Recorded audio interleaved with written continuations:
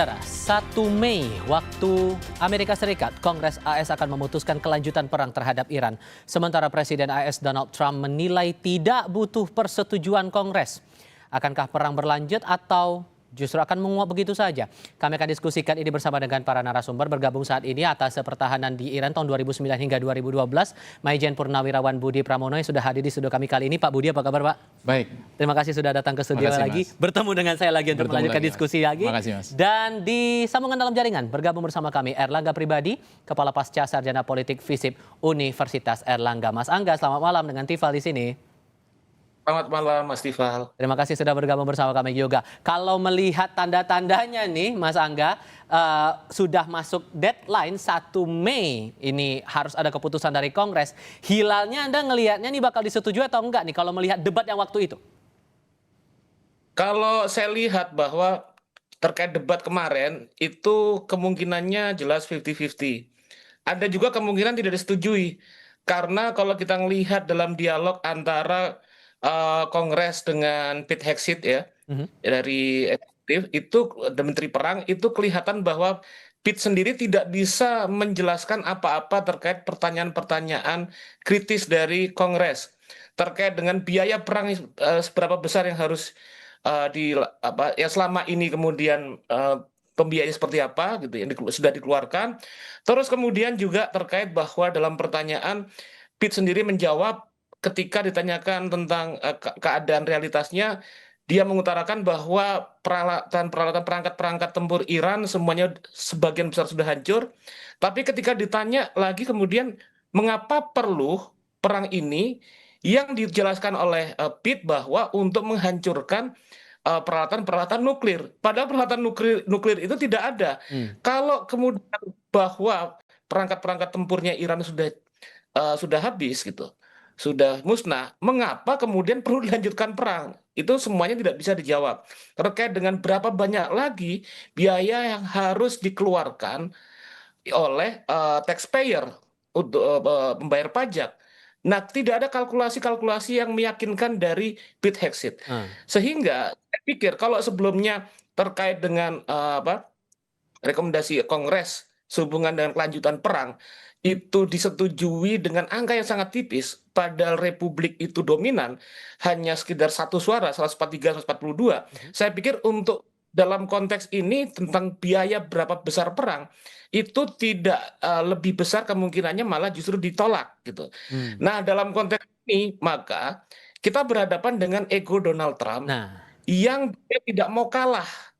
Padahal jelas bahwa tujuan Perang dari Amerika Serikat, mulai dari rejim Qing, terus kemudian menghabisi pengayaan uranium, menghabisi peralatan tempur, menghancurkan axis of resistance, tidak ada satupun yang tercapai.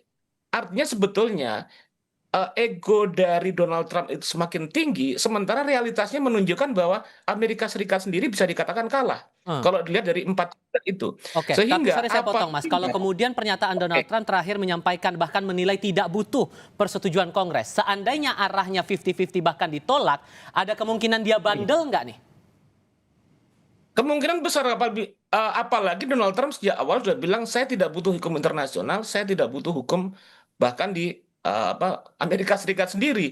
Nah, di sini sepertinya kalau memang keputusan Kongres itu menolak, akan ada manuver-manuver atau tindakan-tindakan politik yang fundamental baik dari elit politik Amerika Serikat atau tekanan dari domestik warga Amerika Serikat yang sudah capek dengan perang ini gitu.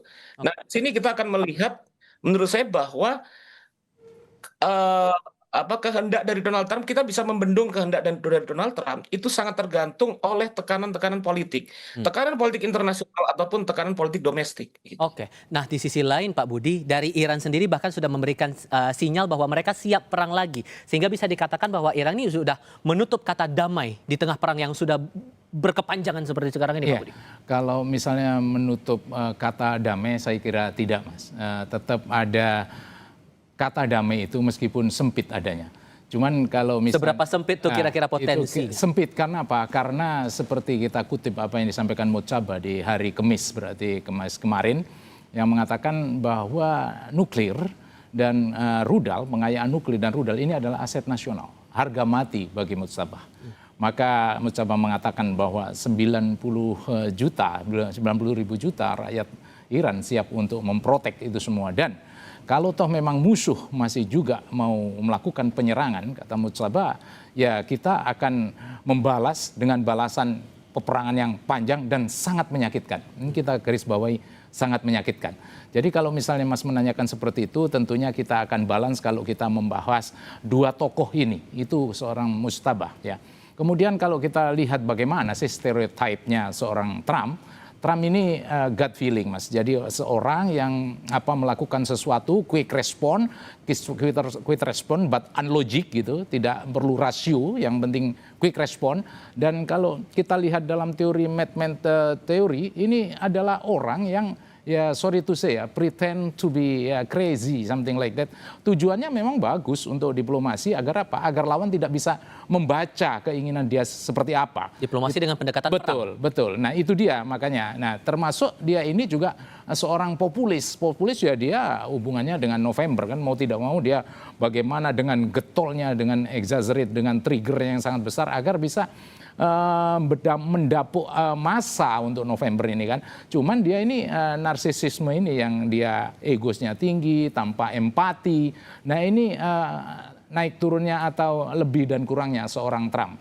Tapi Trump ini kalau misalnya saya lihat dari teori itu yang suka diprediksi, kemudian unpredictable, tidak empati, kemudian juga hanya semata-mata kepentingan pribadi aja untuk mengambil populisan dia di mata masyarakat untuk November ke depan, ya saya pikir tidak akan ketemu dengan apa yang disampaikan oleh Mujtaba yang seperti itu. Walaupun kemudian terakhir kali Trump juga bilang hanya ada dua opsi buat Iran, antara negaranya dihabisi atau ya kembali ke meja perundingan. Menurut Anda ini hanya ultimatum ini hanya gertakan atau arahnya serius?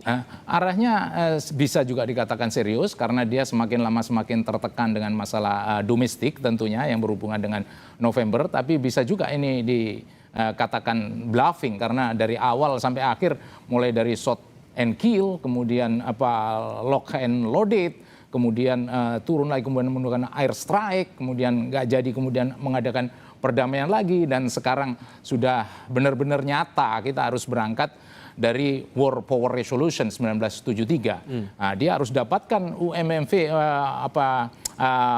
authorization for military force, authorization bagaimana authorization dia, authorization of use for using of military force. Nah, ini kan dia belum dapatkan seperti itu, sehingga kecamukan dalam meskipun tadi disampaikan 50-50 ya, sebetulnya ya 50-50-nya yang 50 ini, yang 50% ini adalah pihak lawan sebetulnya. Betulnya pihak lawan. Namun dengan karena 50-50, jadi dia ini sekarang tidak fully legitimate ya, to my perception, tapi on the other hand dia ini sulit untuk keluar ya, exit ramp with the dignity ya. Jadi dia untuk keluar dengan kehormatan, ini Trump ya very panic to my perception. Jadi sangat panik dia.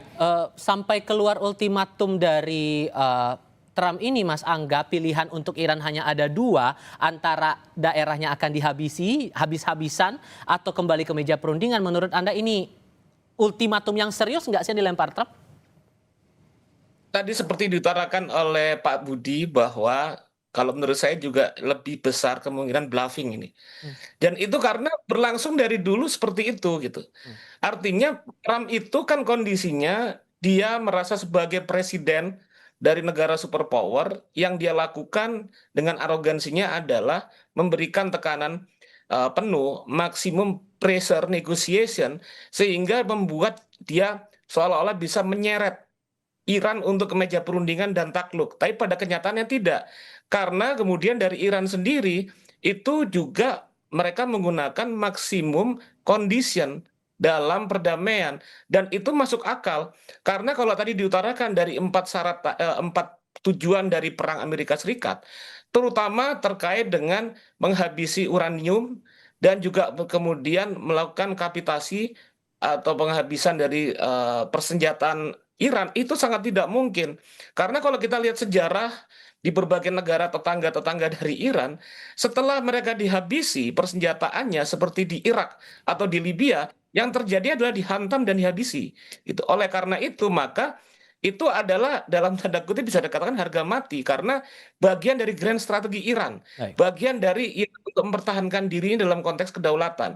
Nah, ini stalemate-nya di situ. Oke. Sesuatu yang sama lain nggak berkeming dari posisinya begitu. Kalau kemudian ada arah bandel, Pak Budi, kemudian perang itu tetap dilanjutkan oleh Trump tanpa persetujuan dari Kongres, maka skenario apa yang perlu kita harus siapkan antisipasinya, perlu wanti-wanti dari sekarang? Apakah eskalasinya makin luas dan tidak hanya terbatas pada Iran dan kawasan Timur Tengah, atau mungkin ada peluang ada ikut campur tangan pihak lain di tengah perang itu? Tapi jawabnya nanti ya. Kita jeda dulu, tetap di Kompas TV.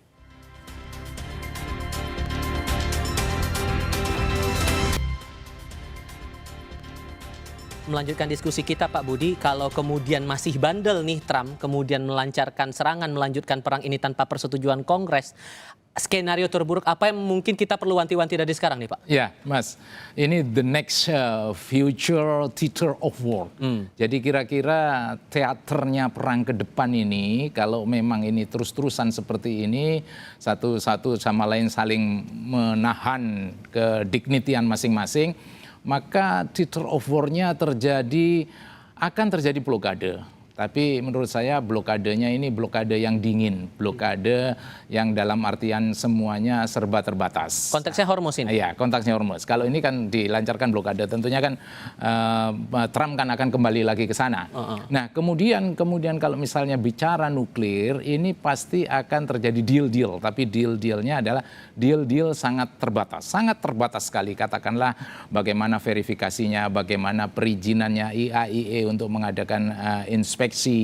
Kemudian kalau toh memang nuklir ini katakanlah diserahkan dan lain sebagainya, kan itu lesson learned dari JCPOA saat itu kan juga sudah dilakukan oleh Iran ke Rusia. Artinya saat itu Iran pernah menjadi good boy lah dalam hal ini kan begitu.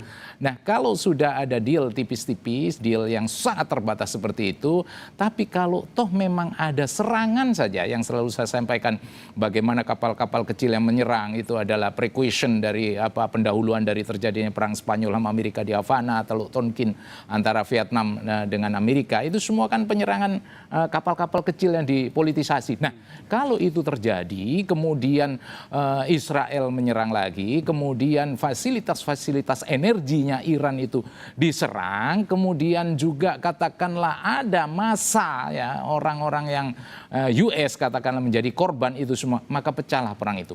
Nah, kalau pecah perang itu kemudian semakin bertambah dan lain sebagainya, maka akan pecah perang regional. Nah, perang regional ini mau tidak mau akan menyeret banyak negara dalam hal ini. Dalam hal ini bisa jadi ada negara-negara lain yang ikut, misalnya sekutunya Iran, anggap saya sebut saja lah, mungkin ada Rusia dan Tiongkok yang mungkin akan terlibat di depan panggung kemudian, atau akan gimana nanti skemanya, Pak? Akan involve many countries dalam hal ini. Ini simptomnya adalah kalau tadinya katakanlah Cina memang economically dia memang ingin engage, kemudian Iran juga sudah ke Rusia atau Rusia sebaliknya juga ke Iran. Tapi sekarang kan sudah ada strategic partnership, strategic comprehensive partnership treaty antara Rusia dan Iran. Apa artinya? Ya, yang selama ini meskipun Rusia dan Cina itu tidak ada mutual binding defense agreement yang saya sampaikan bahwa 100% dia akan face to face backup benar ya di depan mata Rusia dengan Cina ini, tapi kan sudah ada SCO juga. Ini kan salah satu kunci-kunci sampai sejauh mana kedalaman hubungan mutualisme antara Rusia dan Cina kepada Iran. Nah, ini juga menurut saya tidak menutup kemungkinan kalau toh memang ke depan akan terjadi sesuatu yang engage each other, involve each other, kemudian masing-masing mengedepankan national interestnya masing-masing, selama itu ada irisan. Nah, maka jadilah itu yang saya sampaikan tadi, ya regional warfare akan mengikutkan negara-negara yang lain, karena theater of war ke depan itu akan berurutan, Mas, dan itu tidak bisa kita tidak bisa kita ignore. Kenapa? Dari awal tadi saya sampaikan kan betapa seorang biografi ini, kalau dalam Sherman Kent 9 komponen strategis itu di situ disampaikan bagaimana biografi para leadernya. Nah, biografi para leadernya kan udah jelas-jelas kontras. Tidak ada yang semuanya harga mati. Kenapa? Dari sequence saja. Sequence mana ada perkembangannya. saya tanya Mas, kan nggak ada perkembangannya, sekuensnya dari Gantung Iran terus. kan selalu bahwa oke, blokade, oke, Hormuz, kita bicarakan. Baru kita bicara Iran. Meskipun di mata Amerika ini adalah akal-akalan Iran saja untuk meredisposisi, merelokasi, merestructure dan lain sebagainya. Tapi itulah Iran. Dan bagaimana dengan Amerika? Amerika jawaban-jawaban paling terakhir dari Trump kan ini jauh api dari panggang. Bukan itu yang saya inginkan. Yang saya inginkan zero tolerance for nuclear weapons kan gitu. Tapi di sisi lain begini juga Mas Angga yang menariknya. Debat yang terjadi di Kongres kita belum bisa melihat hilalnya apakah akan disetujui untuk memperpanjang perang ini atau tidak. Di sisi lainnya juga popularitas Trump juga ada penurunan. Terakhir kali dari polls Reuters dan Ipsos itu menunjukkan tren popularitasnya malah turun di bawah 40% terhadap Trump. Dengan mendekati momen midterm election nanti, ini kelanjutan perang ini antara iya dan tidak atau akan jadi dilematis buat Trump sendiri atau Partai Republik kalau Anda melihat konteksnya di internal Amerika? Ya kalau saya lihat bahwa akan jadi problem jadi terkait dengan pelemahan popularitas dari Donald Trump, tapi juga tidak tertutup kemungkinan juga pelemahan dukungan terhadap Partai Republik. Kalau kita lihat sekarang, memang angkanya pendukung Partai Republik masih mayoritas mendukung posisi Trump sebagai presiden untuk perang. Tapi kita juga harus lihat bahwa sekitar 20% sampai 40% tergantung dari surveinya, itu kemudian menolak kecenderungannya. Ini dalam konteks sekarang. Sementara kalau kita lihat perang berkepanjangan yang menimbulkan krisis sosial baik di internasional ataupun di domestik Amerika Serikat gitu. Dan berbagai macam terkait dengan biaya-biaya besar yang beban sosialnya ditanggungkan pada pajak rakyat. Tentunya ini menurut saya akan secara rasional akan semakin melemahkan baik dari Donald Trump ataupun dari Partai Republik.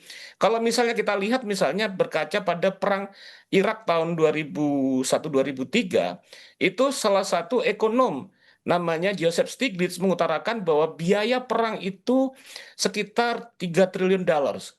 Dan itu angka yang besar. Artinya apabila ini terus berlangsung dan mengambil biaya yang cukup besar, sementara kelihatan dari realitas perang saat ini, Iran juga tidak mudah tumbang. Bahkan kita bisa melihat bahwa peralatan-peralatan tempur dari Amerika Serikat juga tumbang situ dan sepertinya dalam skala besar.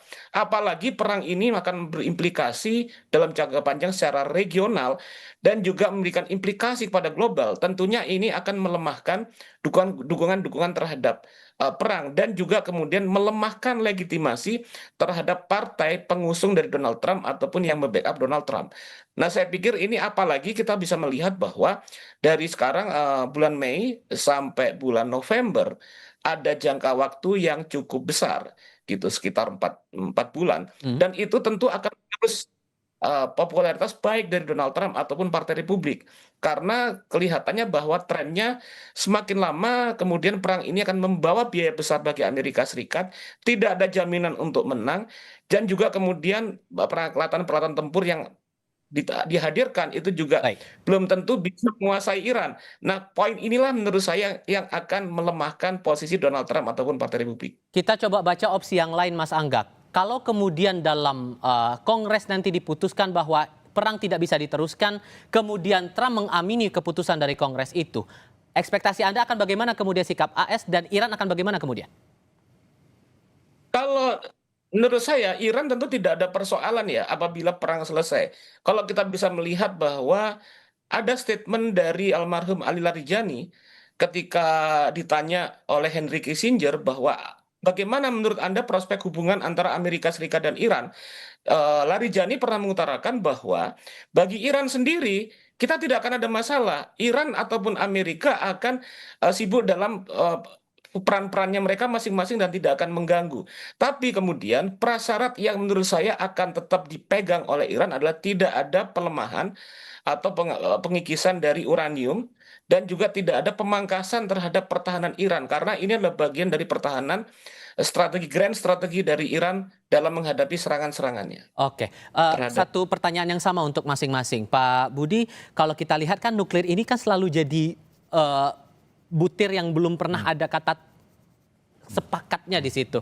Kalau melihat nuklir itu dan Iran dikaitkan, ya emang seberapa mengerikan kalau kemudian Iran itu menguasai soal konteks nuklir itu. Padahal kan negara lain juga punya konteks yang sama, mengelola atau mengembangkan hal yang sama juga. Ini posisi Iran kan sudah diambang, Mas. Coba kita scrutinize in detail sedikit ya. Kita lihat, tengok ke belakang sedikit di Iran. Bagaimana dia di Fordo, bagaimana dia di Natanz, kemudian reaksinya, dia reaktor nuklirnya yang ada di Isfahan, di Teheran, di Arak, kemudian PLTN-nya yang ada di Bushehr, kemudian bagaimana dengan miningnya yang ada di Provinsi Hormozgan, ada di Provinsi Yazd. Apa artinya? Ini sudah dari utara, kemudian ke timur, ke selatan. Memang ini sudah aset nasional. Jadi kalau Mas menanyakan kengerian, sebetulnya bukan masalah kengerian itu sendiri. Yang ngeri itu dia sudah diambang, sudah di 60. Nah, to my perception, menurut saya ini 60 ini lebih dekat kemana? Lebih dekat weaponization, lebih dekat nuclear for war, atau nuclear for peace. Nah ini kan lebih dekat nuclear for war. Nah 60%, kalau sudah menuju 80 ke 90 kan jauh lebih dekat dibandingkan kalau nuclear for peace. Nah apa artinya? Just a matter of pushing the button. Ini hanya masalah tekan tombol saja. Memang para ekspertis mengatakan sebagian bahwa need time, spend energy, needs time, takes time, dan lain sebagainya. Iya. Tapi kan kita juga sampai sekarang tidak tahu bagaimana kalau misalnya ini just pushing the button saja tidak takes time, tidak takes energy. Apalagi slip of the tongue-nya daripada Mujaba mengatakan kalau toh memang dosa-dosamu yang sudah sebanyak itu kepada saya, kepada Rahbar, bapaknya dia sendiri yang membunuh, kemudian bagaimana dia membunuh para ahli-ahli nuklir dan kemudian disuruh bayar biaya perang juga tidak mau, maka saya akan suruh masuk Iran, Rusia dan Cina ke negara saya, artinya jadi soulmate-nya dia, dan yang slip of the tongue-nya dia mengatakan saya punya nuklir, kan begitu. Apa artinya? Saya ada nuklir loh ya, bahasanya kan ada nuklir. Nah itulah yang diterjemahkan kan oleh Trump dengan yang sifatnya dia apa ya tadi gut feeling, kemudian man-made theory, narsis and populist, diterjemahkan over confidence-nya dia sehingga diterjemahkan jadilah saat sekarang ini. Jadi sekali lagi ini kekrisisannya apabila ini pushing the button, bukan just a matter of pushing the button, just easy to do, to change nuclear for peace to nuclear for war. Nah ini masalahnya. Mas Angga juga sepakat soal itu dan kayaknya AS lagi di posisi kejepit dalam tanda kutip, makanya nuklir itu yang terus dimainin. Ya, kalau saya lihat bahwa mengapa Donald Trump menganggap bahwa terjadi ancaman nuklir dari Iran sebetulnya adalah karena apabila Iran kemudian dekat dengan upaya mengaktifkan lagi, maka Amerika Serikat Donald Trump tidak mudah untuk mengancam Iran ataupun negara-negara Teluk. Karena kalau kita lihat niatnya, ambisinya, dan tujuannya adalah menundukkan, mengokupasi gitu kan dari negara Iran, sehingga kemudian Iran sendiri bisa dengan mudah disetir dan didominasi oleh Amerika Serikat. Jadi kalau kita lihat Iran dalam sejarahnya tidak pernah melakukan ekspansi. Dan kemudian juga kalau kita baca dari perspektif dari kebijakan Rahbar sendiri, tidak akan pernah menghalalkan untuk penguatan nuklir sebagai senjata perang. Tapi ini berbeda, ini adalah ancaman kedaulatan eksistensial terhadap Iran. Artinya dalam kondisi-kondisi yang terpaksa dan terjepit, maka kemudian adalah satu hal yang darurat apabila untuk kemudian mengaktifkan uranium dari Iran menjadi kekuatan senjataan. Nah ini poinnya bahwa Amerika Serikat kenapa kemudian resah dengan ancaman itu? Karena dia tidak akan bisa atau tidak akan mudah mengancam lagi. Gitu. Oke, Mas Angga, terima kasih banyak sudah bergabung lewat sambungan dalam jaring. Pak Budi juga terima kasih sudah datang di Studio Kompas TV. Sehat selalu untuk Anda berdua. Selamat malam semuanya. Selamat malam semuanya.